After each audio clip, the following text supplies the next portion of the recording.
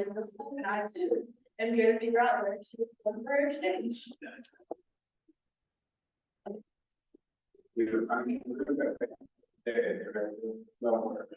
So it's number.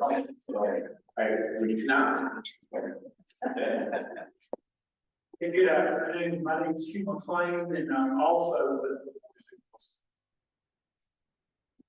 Next table, you can pass it on over there.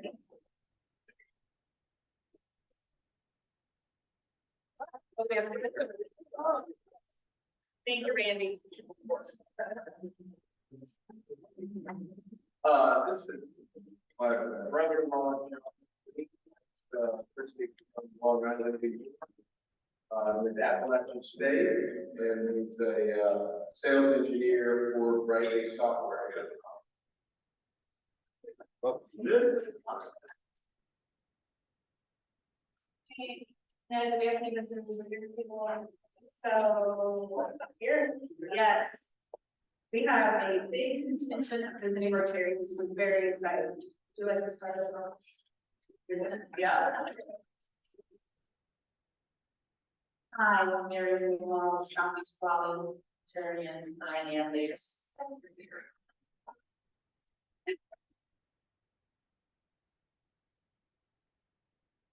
Hello, I am membership table.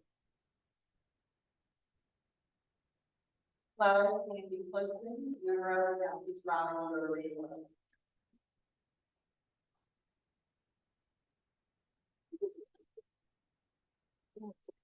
Our program is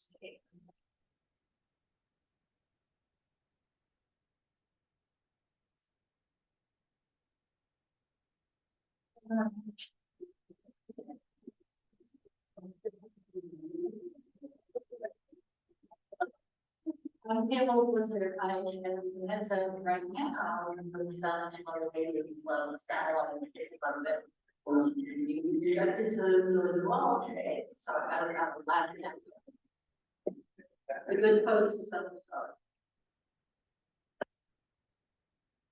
Good afternoon, all. My name is Spencer Montague, as president of the Southeast Raleigh, and I'm a retired public official, former secretary of administration, great state of North Carolina. Happy to be here. Okay. We have 2 last minute guesses, but put them on the spot. Do you gentlemen? You can talk, all right. This is Daniel with Doctor Exists. Okay, let's get it all for just a big round of applause. Thank you guys. We have Charlie Upshaw over there, Charlie. You just have $1 for us. I'm gonna give one happy dollar. My husband's gonna be embarrassed to see this. Taylor Swift is going to the Super Bowl. So all I know about football, guys. It's a good happy dollar. Taylor Swift. Okay, anybody have any happy dollars in this room?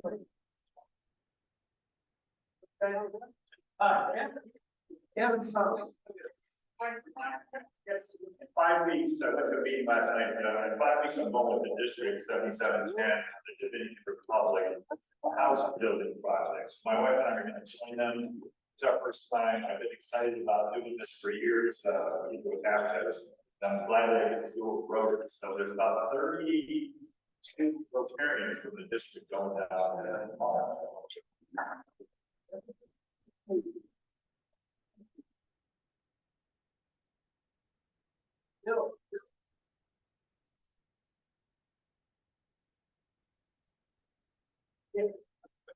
All right.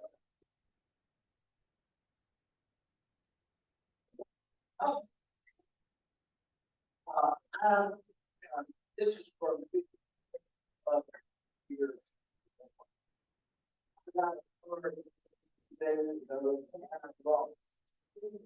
And the summer of the May, remember, which we were a student in NC State and from Munster, County, and she's doing very well. And what I really want to say about her is breaking the mold Western Europe, because she has two children. And you know that all, countries in Western Europe are utterly sustainable, the population is not sustainable. But Anna's trying to do her part. But, she's a wonderful person, and, wanted to send her best wishes.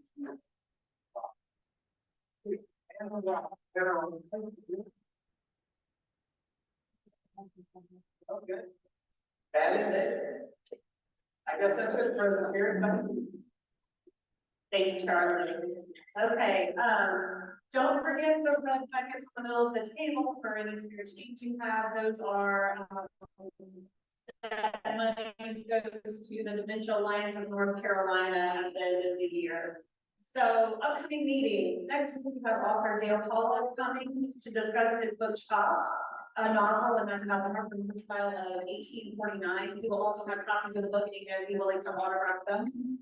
Next week, we have Coach Moses, who's a local Raleigh tennis pro and coach, been interviewed multiple times on local media, and he is originally from Nigeria, so it will be a fascinating presentation. And then the next week, on Monday the 19th, is no meeting in the focus of President's Day.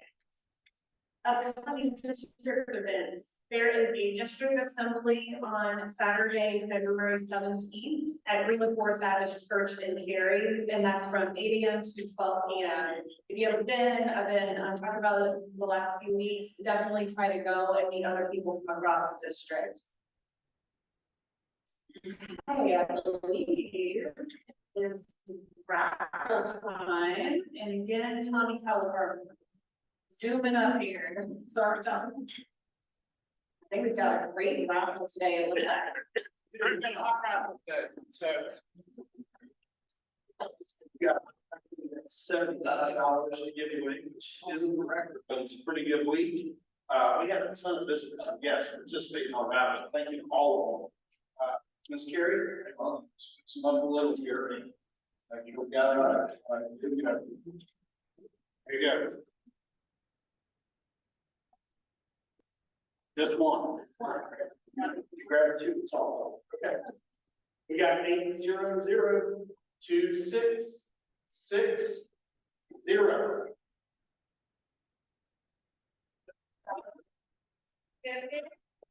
2660.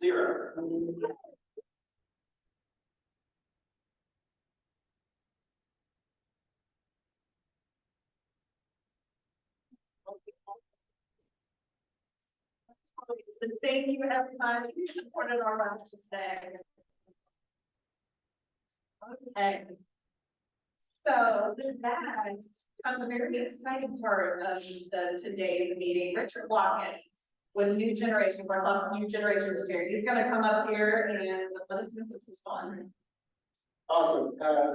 President Carey is absolutely right. I've been part of this club for about 4 years and have done some really amazing things. I had an opportunity to spend a Saturday with David. I don't know if you remember that way back when leadership training. I've done a lot of really cool things, but nothing has been cooler than this.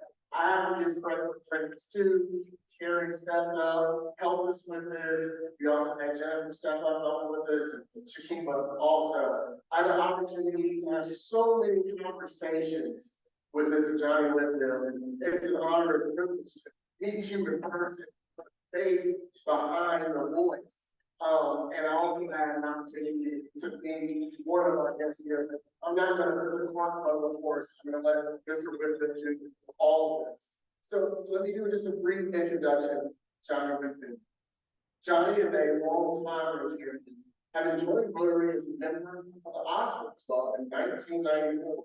Since then, he has been a member of clubs in Cypress City, Wake Forest, Wendell, Foxborough, and now for the second time, he is a member of Wake Forest Rotary Club.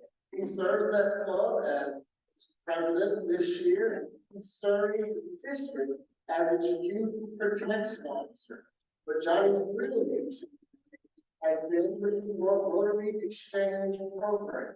He has served in every role on the committee, In 13 years since the youth exchange was brought back to the district, brought back to the district 7710 in 2011.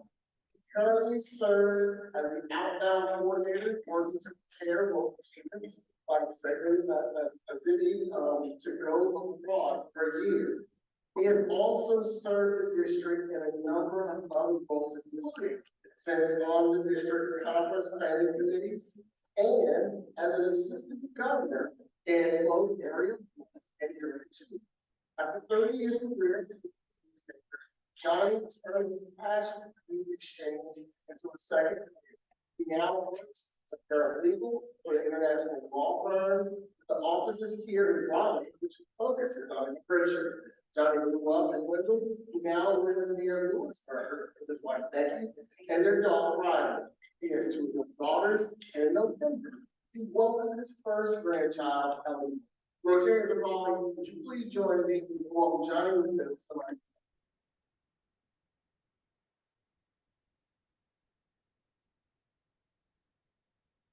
Hello, everybody. I appreciate the opportunity to come to speak to you all. I am, we were talking earlier, and I'm the technologically advanced guy in the world, so we'll see how all of this goes today. But I did want to single out a few people before we get started. And Sabrina, since you come up here with me, please, I want to make you stand up here in front of everybody so that stare at you the whole time, okay? I want to first thank Missouri Roberts, who is really making the exchange possible. He gave an extremely generous gift to our youth exchange program, and it is because of that gift that this spring is going to be going abroad in just a few months. And one of the things that Sherry talked to me about was trying to find a candidate who was a member of the Boys and Girls Club in the county, which is the organization that he supports. I just happen to already know that he was playing Jessica Bullock from the time that my children spent at the Boys and Girls Club. And so that was a really easy thing for me to do, just call him up and say, let's figure this out. And so I want to thank you and Jessica and Pepe for their work in helping us look at this program and let the students know about the opportunity. So there's been a lot going on already and so much more going on. Your club has already done a lot of work. Richard alluded to having already been spring, and they did an interview. Your committee did an interview, and judge her to be a good candidate for this program, and forwarded her recommendation on to us. And we put her through the drill one more time, right? Yeah. I want you to understand though that there is a lot more work to be done. And so I want to single out another person. She came on the plane. There's a lot of planes in here today. Shakima has agreed to be the club's club counselor. So she will be your club's point person with the youth exchange program. But that does not mean, let me repeat, that does not mean that she's going to be doing it all by herself. She is going to delegate, she is going to ask, she is going to Joel, beg, plead, whatever she has to do. If she needs help from her fellow club members, hopefully she will stand up and say, how may I serve you? So, Shakima, we look forward to working with you. One of the things that would be sort of for this is the effort to identify those families. As you know, this is an exchange program, so for every student that we send abroad, we host a student. And so your club will host a student beginning in August until June of the next school year. And so we need to identify 3 host families, preferably that all live in the same high school catchment area so that they can take advantage of school buses if they so choose. But that work really needs to begin now. Because Wake County has very limited, spaces for exchange students. And we want to make sure that we can get that student in the school that is closest to them and makes the most sense. So at any rate, that's my plug, finding those families, start now. Okay, now, what we're here for. You all, are aware that we don't just send these students anywhere in the world. We ask them to give us a list of countries that they're willing to exchange in or interested in exchanging in. And they give us that list in priority orders. We know what their top choice is, their second choice, their fifth choice, so forth and so on. And we tell our students that we do our very best to try to place them in their number one choice, if at all possible. But we always stop short of promising that because we can't always do that. And so sometimes we send students to their second choice, sometimes their third choice. I had one student 1 year that went to his 16th choice, but he was very late providing his application. But at any rate, so what we're going to do today is find out where Sabrina is going to sign, what country she's going to be going to. And I need your help with all that. Let's see. I got to push it down, right? There we go. So here are Sabrina's top 3 choices. Okay. Anybody tell me what any of those flags belong to? Italy, Spain, Spain, Germany. not Germany. Belgium. Belgium. Belgium. There, you were right on. Okay, so our top 3 choices are Italy, Spain, and Belgium. And I can't remember, is it in that order? Is that first, second, and third? Italy, Belgium, and Spain. Okay, and so I need your help letting Spring know where you all think she needs to spend the next school year. Okay, this is not a totally democratic process. Okay, she doesn't do this. So what we're going to do is I'm going to show you each one of those flags one at a time. And if you think that that's the country that Spring should spend her year in, then I want you to clap and cheer, do the holler. Okay? I'm going to tell you right now, this is the third one of these that I've done in the last 3 weeks. And folks, those other 2 clubs they were weak.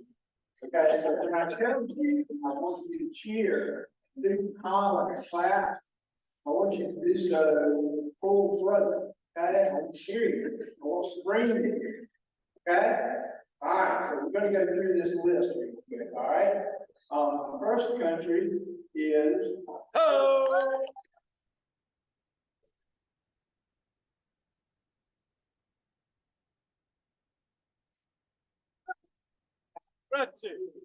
All right. Choice number 2, Spain.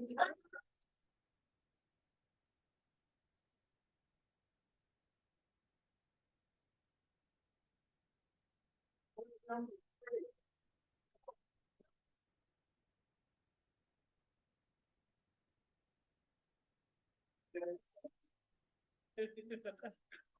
All right. Well, that was great, guys. So it sounds like Italy and Spain are having that, and Belgium maybe pulling up the rear. But we want to let you know that the country that Sabrina is going to spend her exchange year in this year is.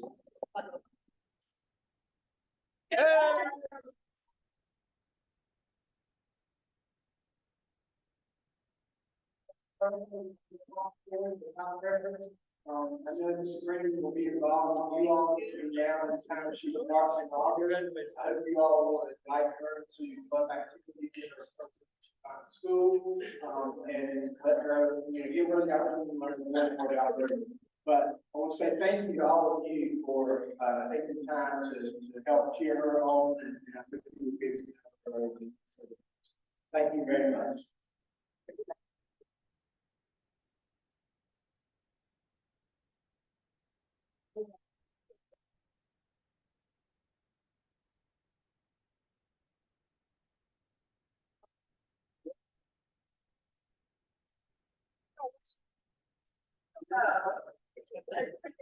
When you go over to other places, your clubs, because you take a Rotary flag with you. So we'd love it if you took these 2 Rotary Club of Raleigh flags.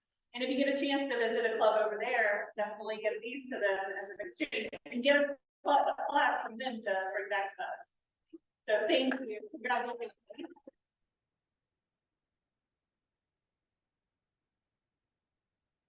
Richard, yeah, one more, thing. You want to talk about flags real quick? Okay.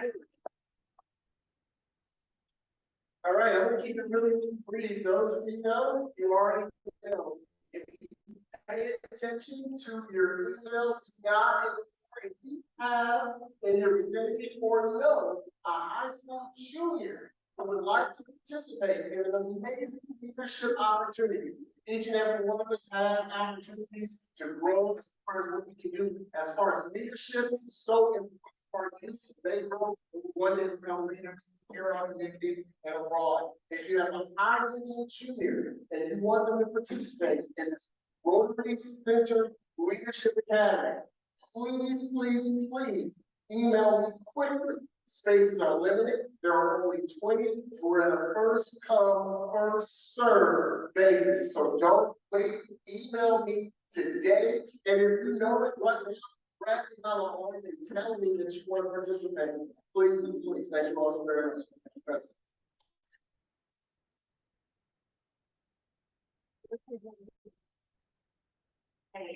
Richard Favorite is not here today, he's out of town, so I'm taking on Wake Up and Read, that is our service project that we have going on. He has set the goal for us to collect 4,100 books through the end of February, and those books will go to schools, hospitals, places where children across Wake County gather. So if you have new or used books that you would like to donate, please get up with Richard, he will come pick them up. You can have them delivered to his house. He wanted to have a special shout out to Sarah and Terry Reeves, who donated 35 books over the weekend. And also there have been 1,000 books that have been promised so far. So please help us reach that goal, and Richard will be here next week to give us an update on the numbers so far. So with that, you're set. It is membership time.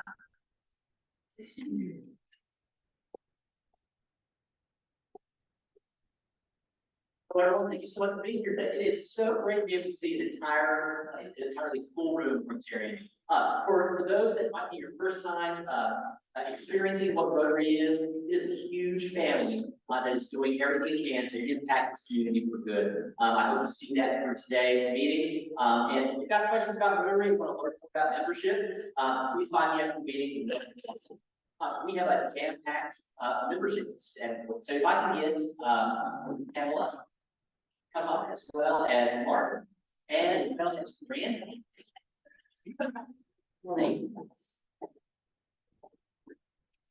And I'm so very happy that Southeast Raleigh's membership chair won the round today. Yeah, and nothing to do with that. Fantastic. All right. Let's go ahead and start with Mark, since you're right here. Today we have our second reading for Mark McMahon, who is sponsored by City Pool Roberts. Mark, as a reminder, is a commercial banker from American National Bank. And Mark, last week you had a chance to introduce yourself to our club and talk a little bit about yourself and Raleigh Rotary. But just as a reminder, if maybe you wasn't here last week, what excites you about our Rotary? What's your why? Yeah, so it's getting to meet other members of the community to do outreach, help the community. I think it's so important to be able to come together and for communities to build one another up and to help people today, tomorrow, and for years to come. So it's a privilege to be considered to join this Rotary group. And I just want to say thank you for the past 3 weeks coming here. I've been welcomed with open arms, and it's just been a real pleasure to get to know a lot of you. For those who I haven't met, I hope I have the opportunity to serve with you. And thank you. Yeah, thank you. Yeah, the opportunity to meet Mark, please see him after the meeting, get a one-on-one or a coffee. He's a great guy, very excited for him to join our family. The next thing is we have a special program now for, providing a range of badge.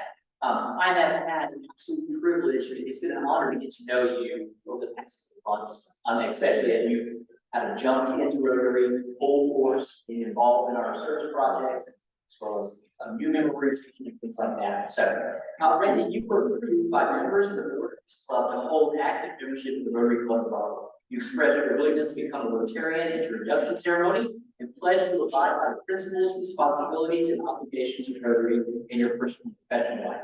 Upon your induction, you received your red badge and embarked upon the path of accomplishing the requirements established by this club for you to receive your blue badge. It included new membership orientation, participating in club service projects, and attending level meetings, among other tasks. These steps to your blue badge were accomplished and were established. You get to know the club, its members, and its administrative organization. We want to congratulate you for finishing those tasks. And today we'd like to provide you with your blue badge.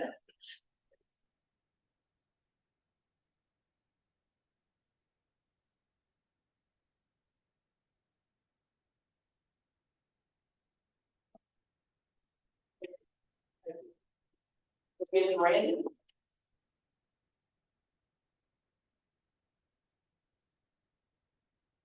All right, last but not least, Pamela, you are in the process of transferring from the Southeast Raleigh Rotary over to the Rotary Club of Raleigh, and your application has been reviewed and approved in accordance with our club's constitution and bylaws. We will now proceed admitting you into the Rotary Club of Raleigh, as you already been historically part of Rotary Club, Rotary members. But first, we have questions. Question number one, please. Pamela, will you join us and strive, as we strive to live a life of service above self? Yes, indeed. Question. Pamela, will you join us in our activities for service projects and fundraising activities for the support of our community? Yes, indeed. And will you join us in supporting Rotary's efforts worldwide, which focus on these 7 areas: promoting peace, disease prevention, providing clean water and sanitation, maternal and child health, basic education and literacy, economic and community development, protecting the environment. And fellow Rotarians, will you join me in continuing to foster and support Pamela as she joins us in our pursuit of adding value to our community through service love self? If so, please say I will. I will. Thank you so much. I think you already have one of these, but you can't have enough Rotary medals. I'll provide Mark that, give that to you. Rotary Club of Raleigh, will you please join me in welcoming Pamela to Rotary Club of Raleigh?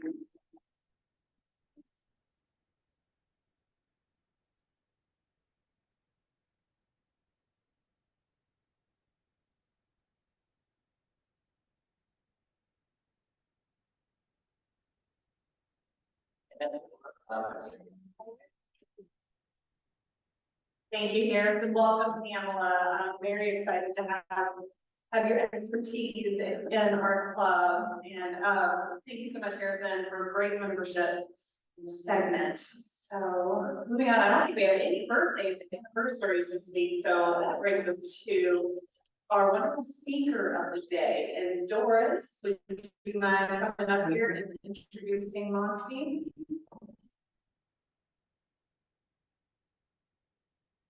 There we go. Thank you, Doris.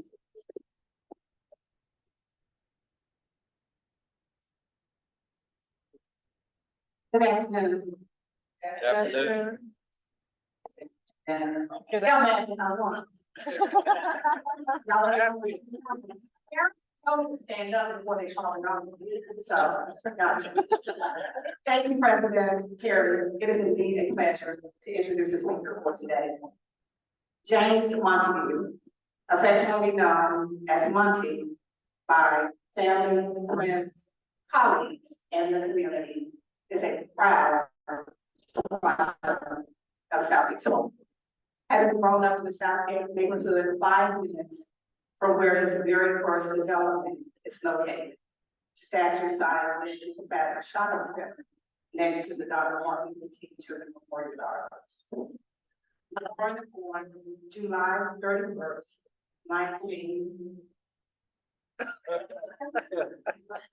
Monty is the epitome of the characteristics of his astrology sign, Leo divine. He is a natural born leader, hardworking, not afraid to take charge, very confident, and can lead others toward his shared goals. Monty still lives in Southeast Raleigh, and as a member of the Southeast Raleigh Rotary Club, continues to make a huge and impactful difference for those in need in the Southeast Raleigh community, leaving the community better than what he found. A well-deserved honor. In 2014, Mayor Nancy McFarland presented Monty with a proclamation from the city of Raleigh to declaring March 18th as James Montague Day. In 2020, Mayor Mary Ann Baldwin applauded Monty for bringing new jobs, services, and retail to a historically underserved section of the city. Additionally said, you're taking risks in doing what you're doing, and you're doing it for the community. In 2022, Monty received the Andrea Harrison Award from the North Carolina Department of Administration, thanking him for all of the great work being done towards making a positive impact in North Carolina communities. A husband, father, son, entrepreneurial, visionary, passionate, and results-driven community advocate, developer, and as seven development international fellow Rotarians and James Montague.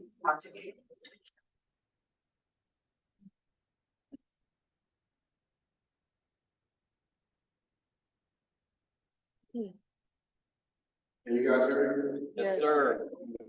We worked into technology man there.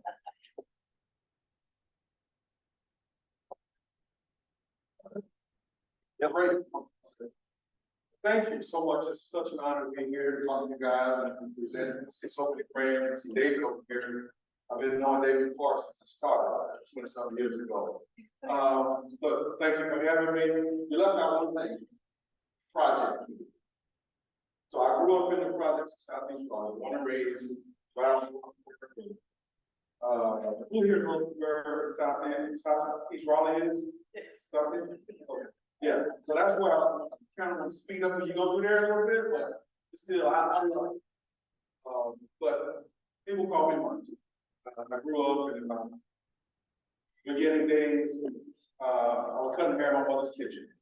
I was charging 50 cents a head, and actually 50 cents in the pack of Kool-Aid. Y'all remember Kool-Aid was? So the reason why is because most of the time, people didn't really pay any attention to what people in the projects want. I was a project kid, so I understood what kids wanted. They wanted a haircut for 50 cents, and they wanted Kool-Aid. So when they go to my house, I would make a Kool-Aid. We would play Atari. Anybody know what Atari is? We played combat. I don't know what we were thinking about. It's just two little phones going, you know. That was a video game back in the 70s, early 80s. So we come to the house, I get a haircut, and I started understanding how to serve people. That was important because I used that as a foundation for starting my business. I started cutting hair, and I went on to California doing ladies' hair, made money, did platform artistry, and was very successful in it. At 26 years old, I had a problem. I actually had a stroke at 26 years old and almost died. And the reason why is because I didn't understand balance in business. I didn't understand that I had to put God first. Being from the projects, it's all about self, being honest. It's all about self, what I can give, what other people, can give me. Most of my friends at the time, they thought I was crazy to be an entrepreneur. Most of my friends either decided to sell drugs or get on drugs. There was not a lot of options coming out of that area. So thankfully, I had a strong and praying mother. And she didn't play no games. Who has a mother that don't play no games? Yeah, that kind of stuff. So I tried one day to go out in the corner and stand there. I was sitting with the Lord. I was just standing there, And, she happened to drive by when they saw me there. She did this. And everybody else was like, okay, she mom, she's doing this. I knew what that meant. I meant that if I didn't beat her home, I would have in front of everybody. So I ran. Now she's like, don't ever let me see you up there. I said, well, no, that's not the point. The point is the perception. Because if you get used to being on that point, then you'll get used to seeing what happens on that point, and sooner or later you start partaking of what's going on at that point. So the thing I want to talk to you today about our community, Raleigh has been voted #1 place to live as far as workforce development, job creation, entrepreneurship. There was a new study that came out and said Raleigh's even the #1 place for Black folks to start businesses. I was very encouraged to hear that. However, that doesn't translate to Southeast Raleigh right now. Who here saw what happened about a month and a half ago at Southeast Raleigh High School? Y'all know what happened? A child was murdered at school by another child. We're talking a 14-year-old child, stabbed a 15-year-old child to death at school. I mean, let that sink in for a second. I went to Montague High School. We saw little fights and stuff. I never saw anyone murdered at school. What that tells me is that people are giving up hope.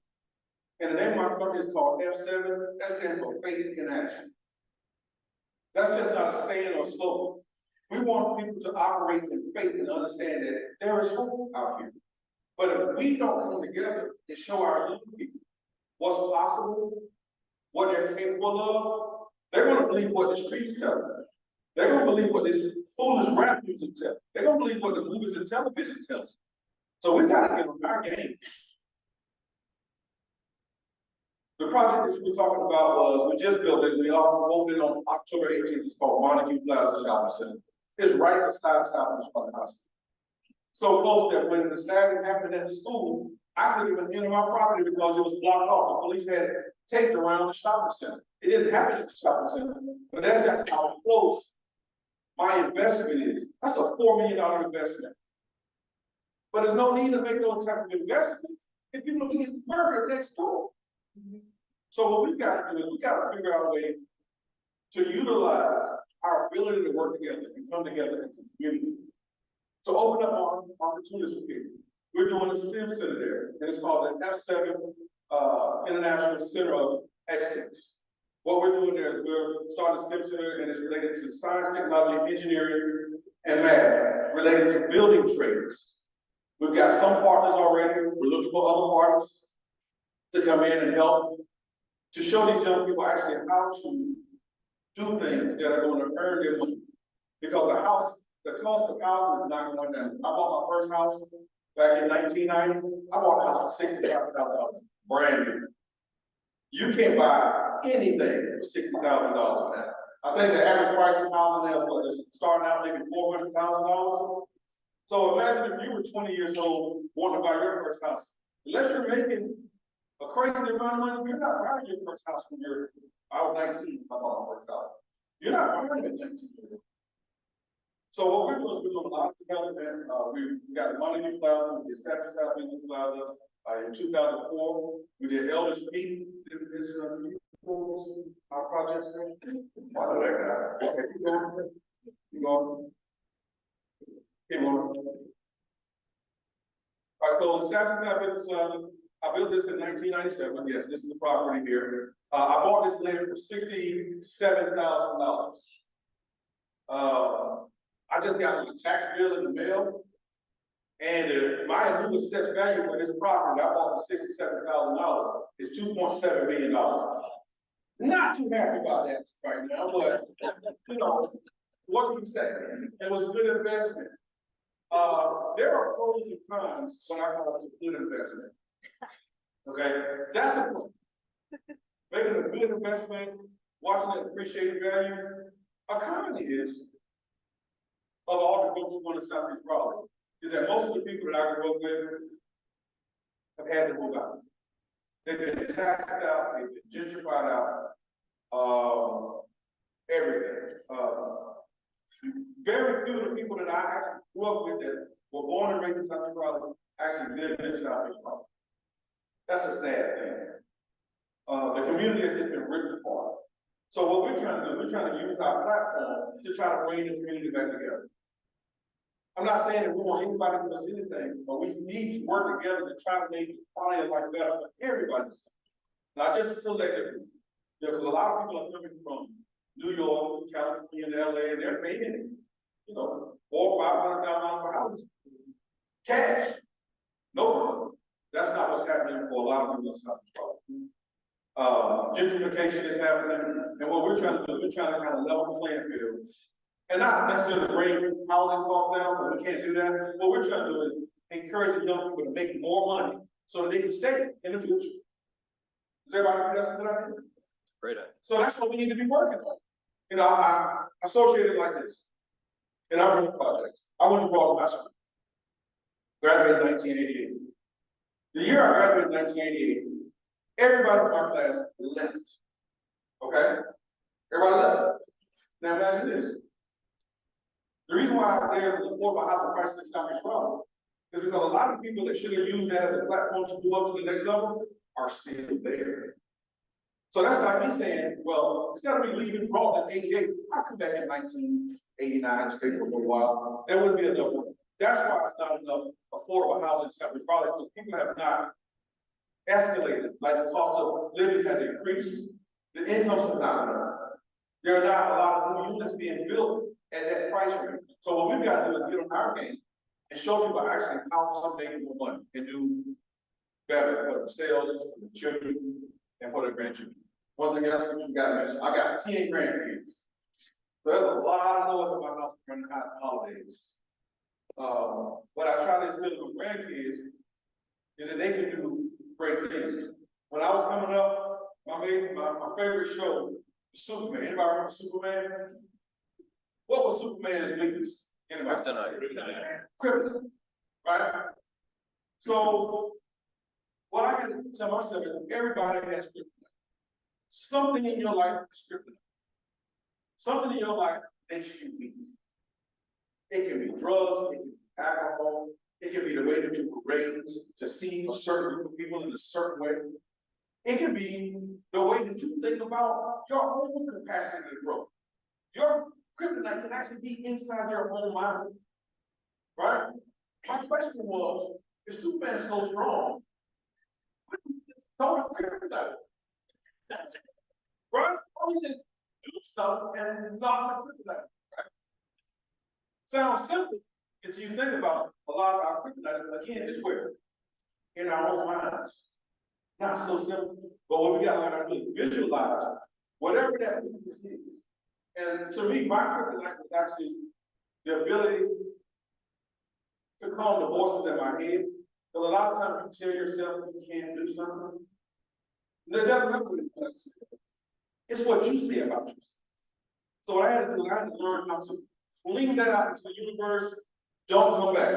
Whenever I have those negative thoughts, negative emotions, negative feelings, I fling them out, and I don't want to have anything to do with it. So what we're doing is with F7, we've done this project. Keep going. All right, this was our second big project. This is called Elder Speak. So I built this in 2004. Can you get a better picture now? Okay, it's 48 units. I built it in 2004. Using low-income housing tax credits. It cost $4.8 billion to build. My last offer last month was $10 million. I'm not interested in selling it. Don't call me about that. But I built this because of a need I heard with the people that were in their community, 62 and up. They didn't have quality places to live. So I built them quality places to live. Was it easy? No. Because getting tax credits, who here knows about low-income housing tax credits? It's a difficult one. To get the credits, it's a process. That process took me 3 years. So I'm making interest payments on land, development costs, working with architects, engineers, paying taxes on land for 3 years, eating oodles and noodles. because that was a costly process, but thank God I got it, and it's called now Elder Street, it's at 2917 Beach Road. But that's just an example of what we can do when we put our faith into action. So these projects here, this was on, actually both of these are on Rock Quarry Road. That's 3301 Rock Quarry. This one here is the new shopping center. I wish I had a better picture, but this one is called Montague Plaza, where we're actually doing the STEM center. So that one has been appraised at about $4.2 billion, 16,500 square feet. We have 14 different businesses there, everything that serves the community. I don't rent to any, what do you call it there? Skills games, it's not me, what is it called? CBD and all that stuff. I don't rent to those folks. I don't feel like they add value into my community. Because every time I turn around, there's a new one popping up. I'm sick of seeing these things. I don't want to see them anymore. I don't want to create anybody. That's your business. That's your business. But I don't want to rent to those people. That's because I want to rent to people that understand that you create the future that you want to have. And when you have that type of thing in the community, it tears it down. It doesn't build it up. Okay? So. All right, so these are my next, couple of my next projects. This one here, we just got site plan approval. It's called Falcons Corner. It's at the corner of Tupper Road and Lane Street. Beautiful building. Did you say? Okay, it's gonna have retail on the bottom floor and residential apartments, 16 residential apartments on the top 2 floors with a rooftop area for like parties, private parties, and things like that. This one here is on Chapel. We just got an RFP. We're doing 382 apartments over. Anybody know where Bojangles is on Chapel, Wilmington Street? Yeah, so it's right across the street from Bojangles. There's a Dunkin' Donut something right there. Yeah. Right behind there is the like 7 acres between there and the cemetery. So that's what we're building the Montague Square Big Tech. So, and that's gonna also be another shopping center. That's gonna be daycare, coffee shop, things that just add value to the community. So the entrepreneurs can move into these places and increase their standard of living while they're staying in Southeast Raleigh. I'll keep going.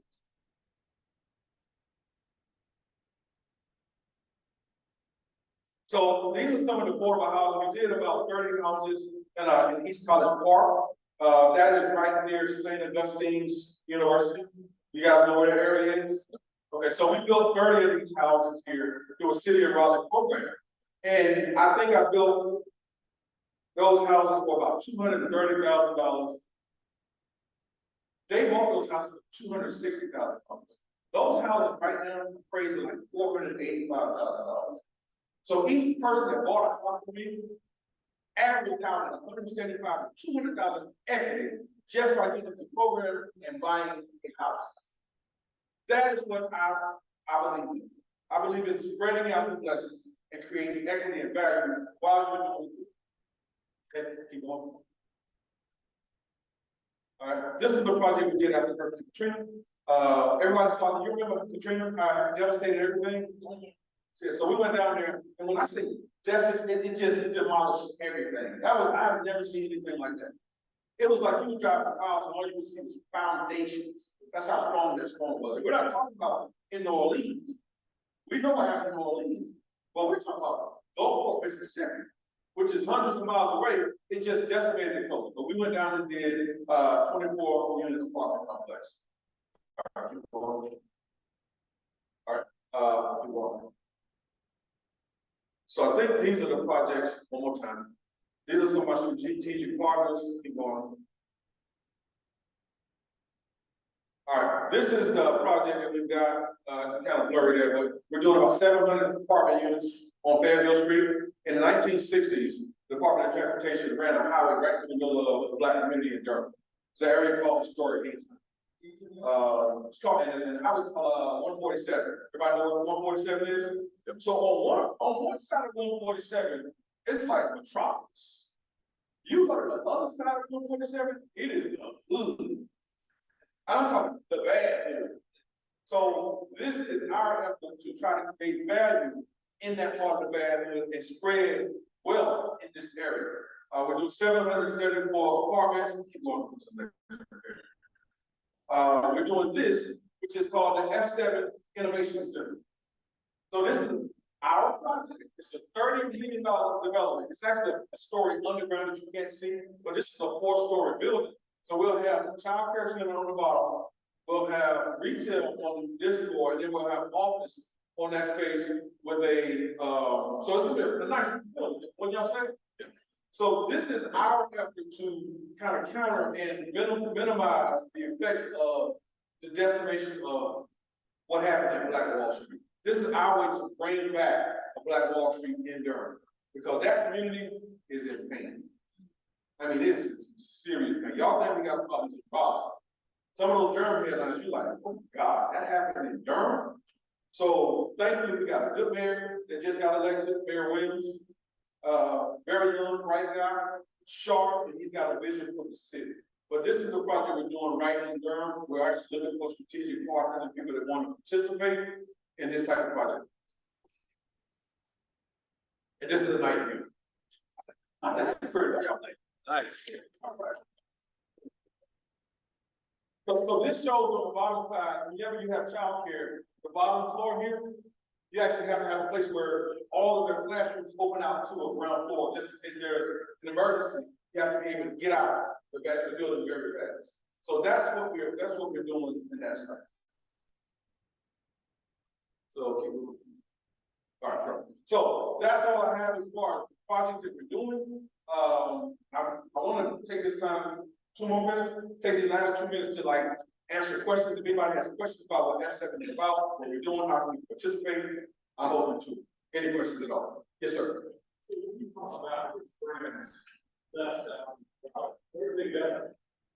Devin, jail, Cemetery. yeah, Wendell, Franklin County, some Rocky Mountain, some follow the jobs, the DOT, DMV on New Bern Avenue, moved to Rocky Mountain. Some of the people work in Rocky, now they want to live in Rocky Mountain, they work in Rocky. But it's just been spread out all around Raleigh. Yes, sir. Yes, sir. More questions? Yes, sir. How many employees? We only have about 7 employees. Yeah, we do most of our work is subbed out. Through strategic joint venture partnerships, but most of our work is subbed out. I mean, it doesn't take much to develop it. Once I get the vision as a visionary, I pass it to my architect, my engineer, my land designer, and we just roll with it. And then I pass it on to another member of my team, their project, and their project. Yes, sir. Can you expand a little bit about the STEM? What's your vision as far as getting kids introduced to, the STEM fields? How's that? You mentioned it, but I didn't really look a lot of it. Well, I think that a lot of times kids think that the only way you can make money is by going to the NFL or the NBA or getting selling drugs. I hate to mention drugs. It's just that's a popular thing for silly kids right now. But if you're 5'10", like me, you're not going to the NBA, right? Give up on that, right? But you can be a professional when it comes to a plumber, concrete, business, anything like that. My concrete man last year, he walked around with muddy boots. I see him wear the same shirt every day, and I don't want to love him, that's for sure. This man made $1.3 million last year before he was concrete. That's money. So what we're trying to do is we're trying to introduce them to science, technology, engineering, math related to building trades. I'm a general contractor and a developer myself. There are all types of things in my field that they can go professionally.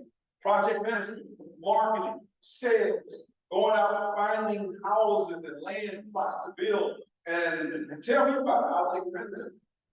Forming collaborative, joint venture partnerships. These are all things that they can go professionally in that you don't need a 4-year degree. One of the companies that we partnered with, Cisco. Another is Wolfspeed. These companies that we're partnering with, they're not asking people that are coming to the STEM Center for a 4-year degree. They're saying, listen, we'll train you as a entry-level technician. When you graduate, because they don't need a 4-year degree person that's doing whatever they do. I have no idea what they do. But whatever it is, they told us they don't need a 4-year degree. Because if they went to school 4 years to work at Wolfspeed, by the time they got the degree in 4 years, whatever they went for is obsolete. So these are the things that we're trying to get you to start thinking differently and really forecasting what they want to be in their lives and stay away from the negative. So is that, any more questions? I think we ran out of time. One more question? All right, well, thank you for your time. I appreciate it. Again, my name is James Montague, and I appreciate all of you talking.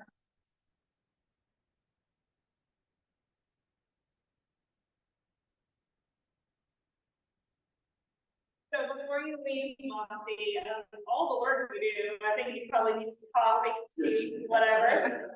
Here's a Rotary Club Raleigh mug, and it's got our quarterly test on the back, which your company has stuff in development definitely exhibits or, has all of those more. Thank you. Thank you so much. Thank you, that was what.